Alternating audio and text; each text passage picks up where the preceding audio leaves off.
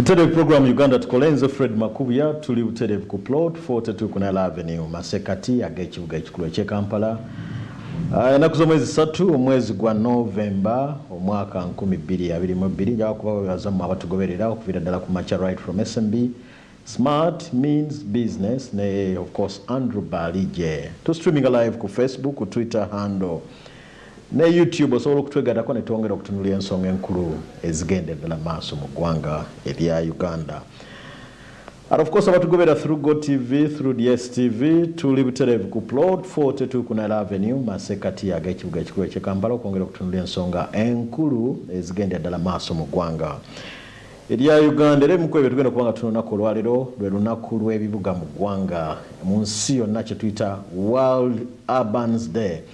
Nako lweggulo Minisita Mbezi akwasaganya ku nsonga z'okulaakulanya ebibuga Obia Kanya kosi bakkaatiriza omugaso gw'olunaku luno era ze zimu ku nsonga ze tugenda okubanga buterevu tuzibaleetera olunaku lwaleero. Ensonga za President Museveni okwongera okukkaatiriza ensonga za SACCO byemu kumu abasuubuzi bavuddeyo bangi boogera ku nsonga eno wabula n'okwewola ze zimu ku nsonga ze tugenda okubanga tukkaatiriza olunaku olwaleero. Ubos report yafuluma ku ntandika ya wiiki eno watulaga nti inflation rate evudde ku 10.0 negenda ku 10.7. Waliwo abakabagamba eyo report ffe tetugikkiririza. Byemu ku ebyo tugenda kubanga tuno olunaku olwaleero wabula ensonga za UAE ne Uganda okuviira ddala 2016 Uganda yateeka omukono ku kye tuyise bilateral relationship okutandika okukolagana n'amawanga aga UAE. Atugenda kuba twegattako Ambassador Kibedi ono yakiikirira Uganda mu ggwanga erya Abu Dhabi. Tugenda kuba tuwayamu kubaganya ebirowoozo ku nsonga z'omukago guno gutegeeza ki ate n'akafubu kano kazze mu kiseera nga bannayuganda bangi abadde bakonkomalidde ebweru abagambibwa nti bagenda ebweru nga tebabisse mu mateeka. Ze zimu ku ezo ze tugenda okubanga nate tutunuulira olunaku olwaleero. Osobola okutwegerako ng'oyita ku social media platform ku Smart24 TV ku Twitter handle definitely ne YouTube. Tugamba baako kyokola era tutandise n'ensonga z'ebibuga. 2018 gavumenti ya Uganda yakakasa ebimu ku bibuga okusobogera ddala maaso okubanga bitandika.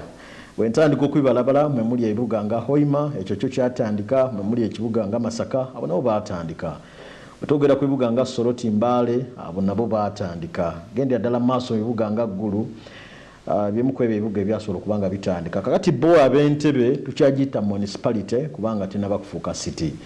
Martha Mugalula ono ye Assistant Commissioner mu Urban Development mu Ministry eya Lands, Housing and Urban Development.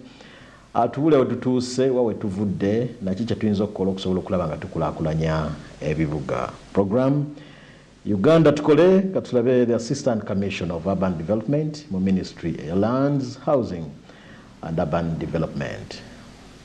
Brand called Coca-Cola, it used a similar phrase, think global, act local.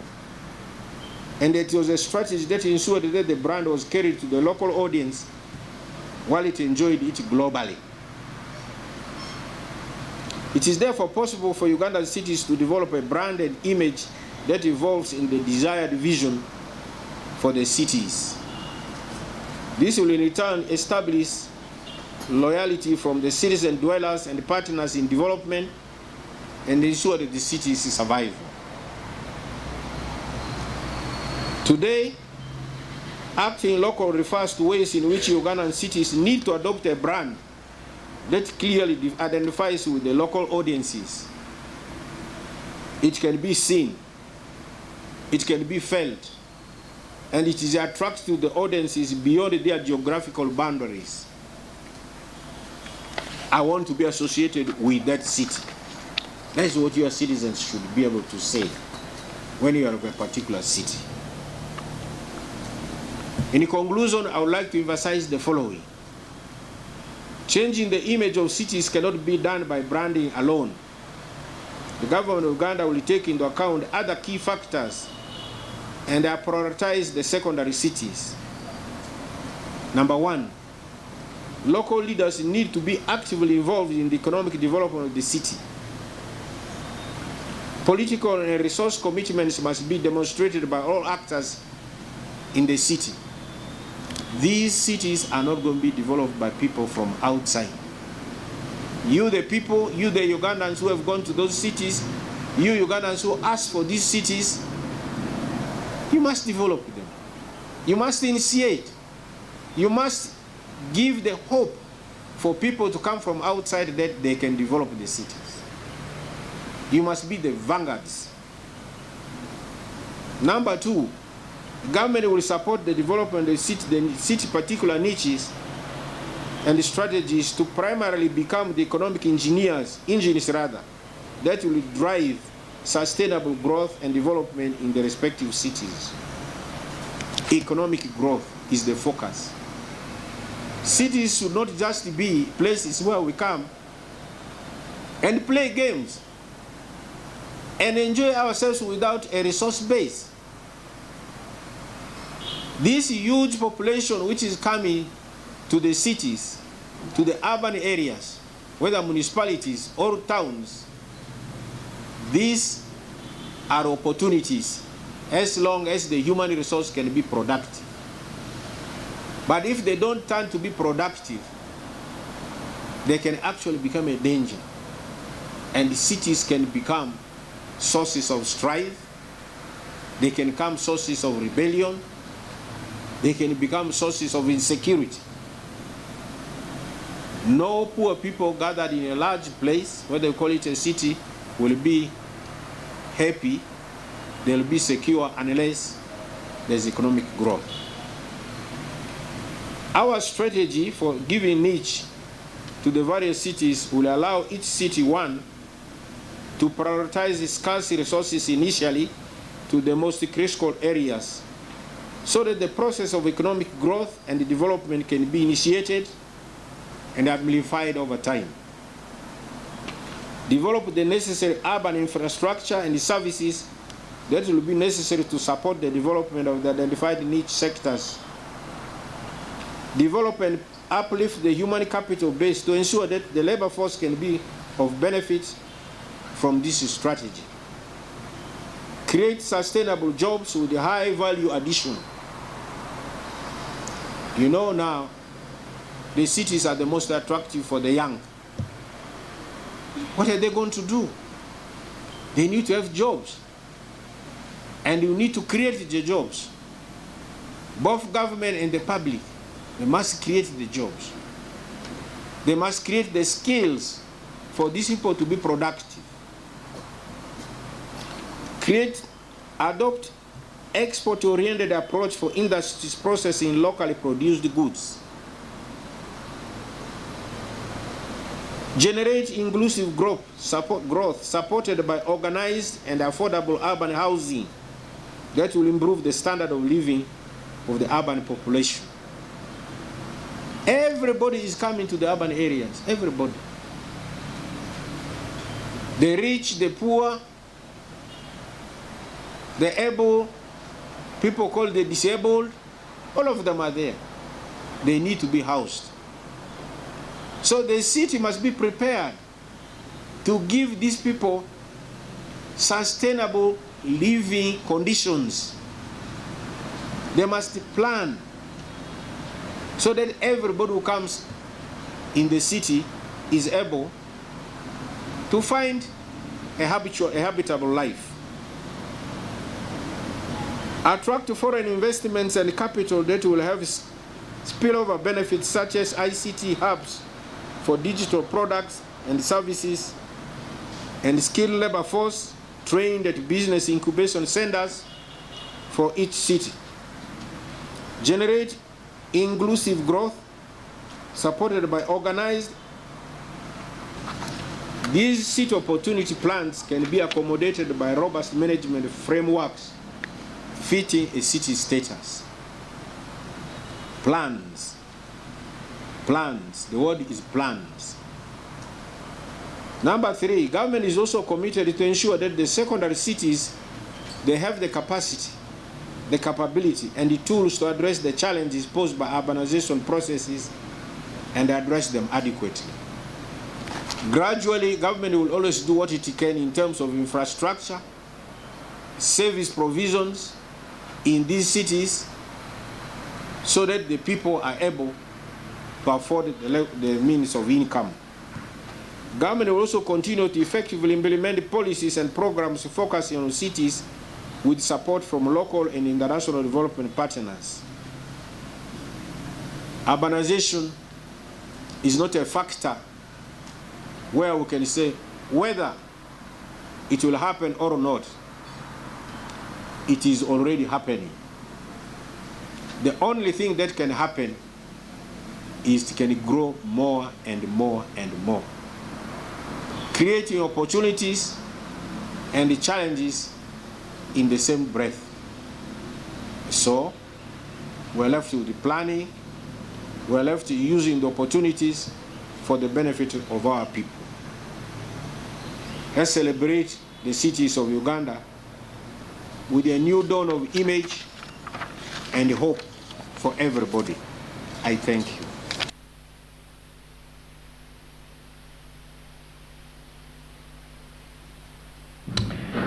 Honorable Minister Ombezi akwasaganya ku nsonga za urban development mu Minister of Lands, Housing and Urban Development. Of course, Assistant Commissioner Martha Mugarwa tujja kuba tumbaletera maaso ke tukyagendedela maaso okutunulira ensonga enkulu ezigendedela maaso mu ggwanga. Ffe tugamba nti okulaakulanya ebibuga is a collective responsibility. Buvunanyizibwa bwange abuvunanyizibwa bwaffe ffenna okusobola okulaba nga tukulaakulanya ensonga z'ebibuga mu ggwanga Uganda. Njogera ku bibuga nga Soroti, njogera mu eastern part of this country, twogera ku Soroti, twogera ku Mbale. Pojjako eno mu western part tulinayo baganda baffe ab'e Masaka, of course nakyo kibuga kyatongozebwa government. Gendako Mbarara, eyo nayo city government yagitongoza already netandika. Bogenda kene waffe mu ebugwanjuba bw'eggwanga, mambuka g'eggwanga, of course tulinayo ekibuga nga Gulu. Bogenda kene Hoima nakyo kibuga. Of course ab'e Nansa nabo tebannaba, ab'Entebbe ndowooza 224 nabo watabawo kikyuka basobola okufuuka ekibuga. Otwogera bakyali municipality naye era tulowooza nti ensonga ezo tujagendera maaso kubanga tunoonya abakugu basobola okubanga bazoogerako. Bwe tuvaayo katwogere olunaku olw'eggulo emu ku bintu ebyakubaganyizaako ebirozo ku floor ya Parliament kyekirwadde ky'Ebola. Okusinziira kwa alipoota eyafulumye olunaku olw'eggulo nga balaga nti gavumenti ekoze buli kisoboka okulaba nga erwanisa ekirwadde ky'Ebola. Twogeddeko n'ababaka abamu abava mu bitundu ebiri mu lockdown, mwemuli ebibaka nga Mubende, Kasanda, of course Mityana. Hope Nakazibe ono nno ye mubaka omukyala akiikirira ebitundu ebya Mubende district, ye agamba nti wetutuuse Ebola ono tulabisenga abakoze ekisoboka. Of course twebaza gavumenti esobodde okubanga etukwatirako ng'abakulu abakuwangalira mu bitundu bineeno. Program Uganda Tukole katulabe Hope Nakazibe ono mubaka omukyala akiikirira ebitundu ebya Mubende district. Wetwogerera mu Mubende district Ebola kituufu agenza akendeeramuko mu Mubende district naye nno ate nze ndi regional whip wa Greater Mubende so ne Kasanda bweba teri bulungi mba nnomwa ate era n'ekirala nti Kasanda naffe tewali njawukana nnene nnyo. Tuwulira boundaries nti Kasanda esalira wano naye bye tubirina mu bwongo bwaffe tewali kitwawula. Osobola n'okusanga ennyumba nga eri wakati. Ebiseera ebisinga waliwo ebitundu bye tuyitamu mu Madudu sub county nga ngende Madudu naye nga ate mala kuyita Kasanda ate nga nvudde Mubende naye nga nyina okwetooloolamu bwe nti nenzira mu Mubende. So wesanga nti Kasanda bwaba tewali bulungi naffe tuba tetuli bulungi. So olwaleero Mubende cases zibadde zigenze zikendeera kubanga tututekadde nga tetufuna cases mpya naye ate mu Kasanda zirabikamu ate era ng'okujjanjaba okuliwo ku bantu b'e Kasanda. Abantu bava mu Kasanda buli cases zonna ezisangibwa zitwalibwa mu Mubende era gye zimanagingibwa. So bwe nkugamba nti embeera tennaba kuba bulungi kubanga Mubende mwe muli Regional Referral Hospital.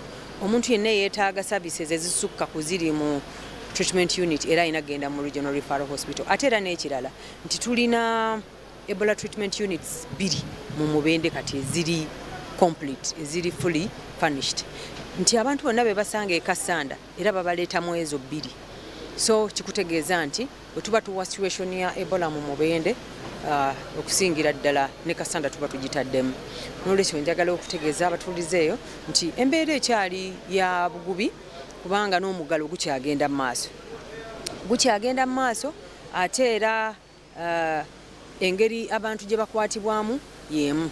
Tekiriiko nti cases zikendedde nti kati bakyusiza ku nkwata kubanga ennaku ezo twafunyeemu oba ngiyite enforcement esukka ku eyo ebaddewo ey'abasirikale era abantu baffe ne bakomplaininga nnyo nti babadde babakwasa amaanyi mangi nga bayingira ne mu mayumba gaabwe okubajjayo naye weesanga nti bwe bibeerawo ffe tubyogerako ne bisobola okuba nga bitereezebwa abantu baffe basobole kubeera nga basigala nga bakyasobola okugoberera amateeka ago kubanga tulina abantu baffe ab'ekasambya babasanga nga bo bagamba nga tebali mu kuzannya ludo naye ne babagamba musangiddwa ludo ne bamutwala kubanga ali ku mmeeza. So wesanga nga ebintu ebimu engeri gye bikwatibwamu birina kuyigiriza bantu butya bwe balina okweyisa okusobola okulaba nga ekirwadde kino tukigoba mangu. Ffe tusinga okwagala lockdown eno eggweewo naye engeri yokka gyesobola okugwawo tulina okuba nga tetulina cases empya.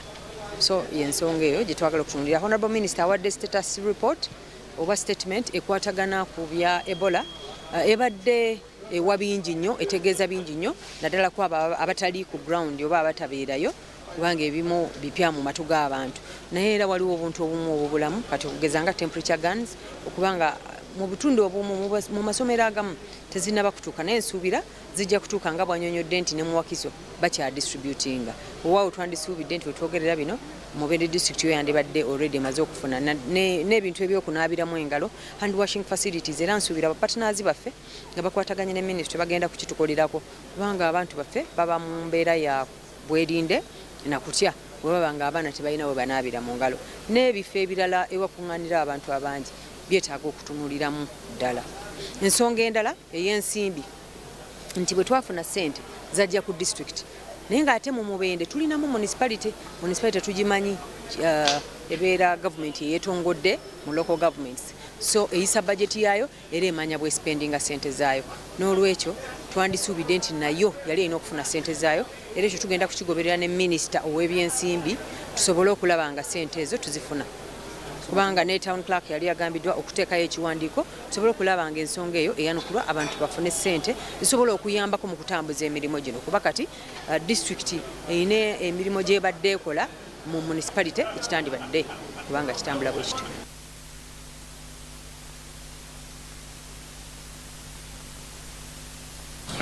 Televoye Hope Nakazibwe akwasaganya ombaka omukyala akwasaganya ebitundu byetugamba ebyambene district yatuvudeko tutandise ne minister Ombeza akwasaganya n'ensonga z'okukulaakulanya ebibuga Honorable Bia Kania of course nga kaatiriza ku nnaku lw'ebibuga katulabe Martha Mugalula ono ne assistant commissioner akwasaganya ensonga za urban development mu ministry ekwasaganya ku nsonga z'ebyettaka n'amayumba wamu n'okukulaakulanya ebibuga.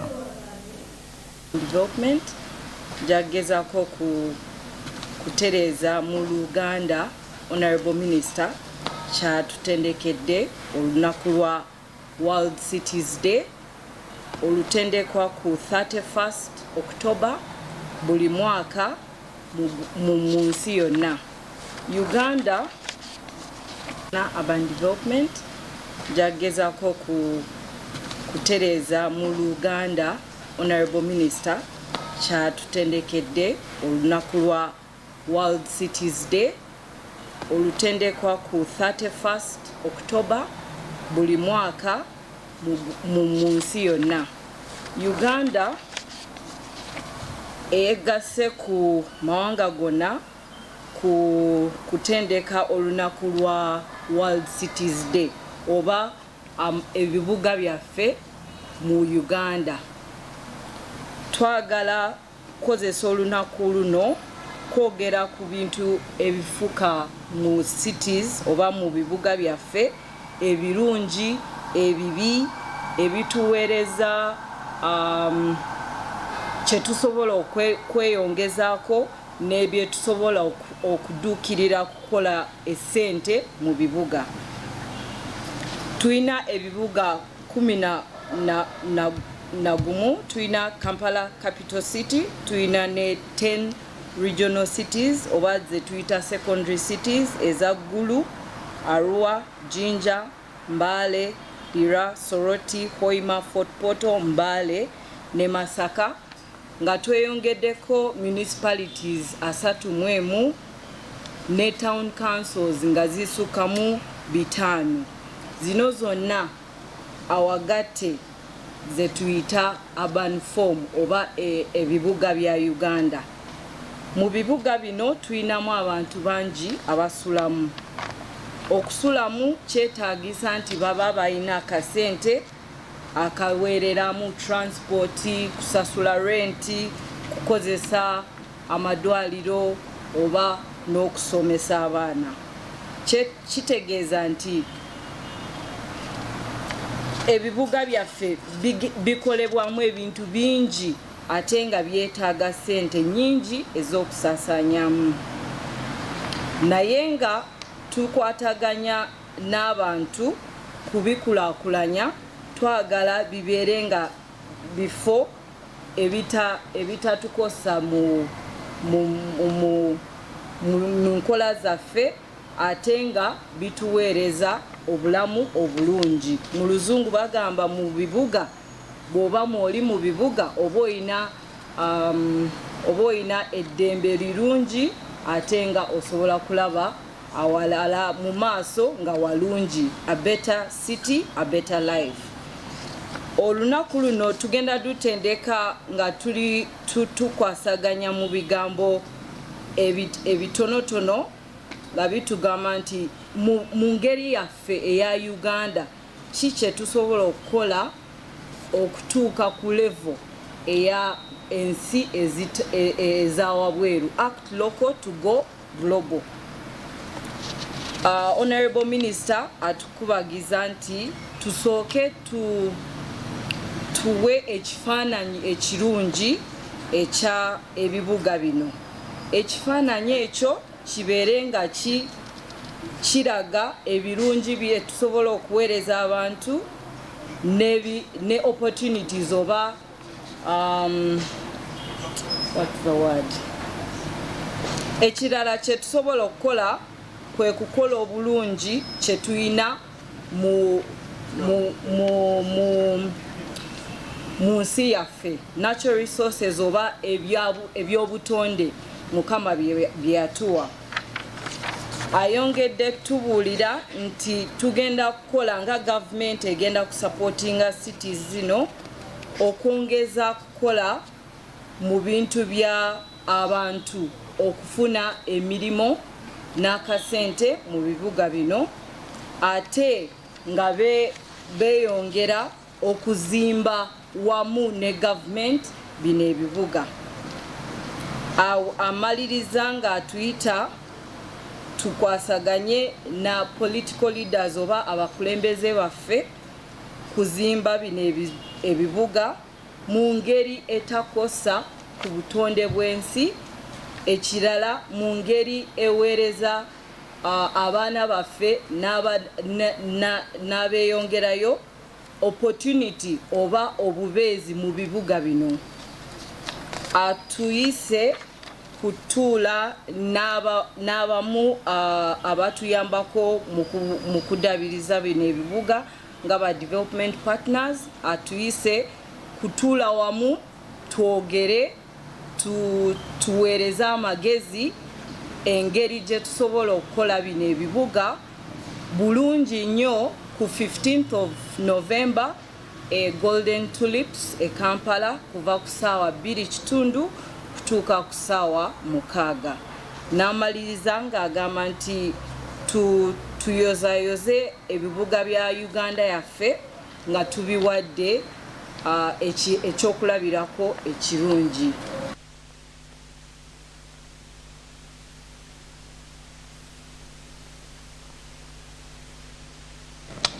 Program Uganda Tukole buterevu kati umulembe tukomawo tulina ensonga nyingi ezikyagenda ddala maaso mu ggwanga erya Uganda. Tovaawo.